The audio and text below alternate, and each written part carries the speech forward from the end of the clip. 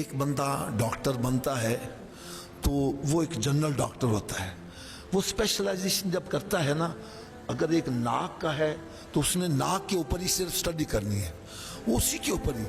اس کا فائدہ تو بہت ہوتا ہے کہ بندہ اس کی ڈیپلی اسٹڈی کرتا ہے, لیکن اسپیشلائزیشن میں اگر ایک بندہ ایک ہی طرف لگ جائے اور دوسری طرف توجہ نہ دے, وہ بھی نقصان دہ ہے. ہم پڑھائی کی طرف تو لگ جاتے ہیں, لیکن اخلاقیات کی طرف اور اپنے مذہب کی طرف, اپنے دین سے دور ہوتے چلے جاتے ہیں. دین سے دوری یہ تباہی ہے, یہ بربادی ہے. یہ کئی بندے میں نے دیکھا, اللہ تعالیٰ معاف کرے, پتہ کیا الفاظ کہتے ہیں, او چھڈو جی آفت جی اسی کی مسلمان ہاں, ساڈے نالوں تے فلانے چنگے. یہ عموماً الفاظ ہیں. میں کہتا ہوں اس ایسے بندے کے منہ میں خاک, کبھی ایسی بات نہ کرو. یہ دولت ایمان کتنی بڑی دولت ہے.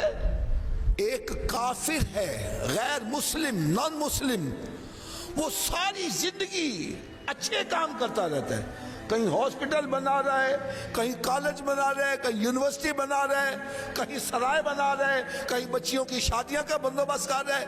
کروڑوں اربوں روپیہ خرچ کر دے, مر جائے گا, ہمیشہ دوزخ میں جلے گا, جنت میں داخل نہیں ہو سکتا. اور اس کے مقابلے میں جس کے پاس صرف دولت ایمان ہے, پلے نیکی کوئی نہیں, قیامت کے روز اپنے گناہوں کی سزا بھگت کر ایک نہ ایک دن جنت میں ضرور داخل ہوگا.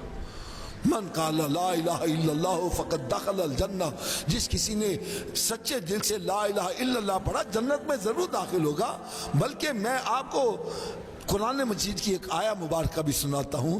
اللہ رب العزت نے ارشاد فرمایا, ان الذین کفروا وماتوا وهم کفار فلن يقبل من احدهم ملء الارض ذهبا ولو افتدى به. فرمایا وہ بندہ جس کا خاتمہ کفر پر ہو گیا, وہ زمین اور آسمان کے درمیان جتنی فضا ہے اتنا سونا بھی دے کر جہنم سے بچنا چاہے, نکلنا چاہے, نہیں نکل سکتا.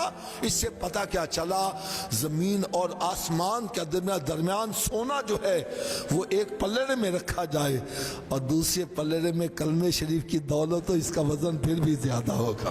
حضرت موسیٰ علیہ السلام رب تعالیٰ کی بارگاہ میں عرض کرتے ہیں, یا اللہ مجھے کوئی وظیفہ بتلا.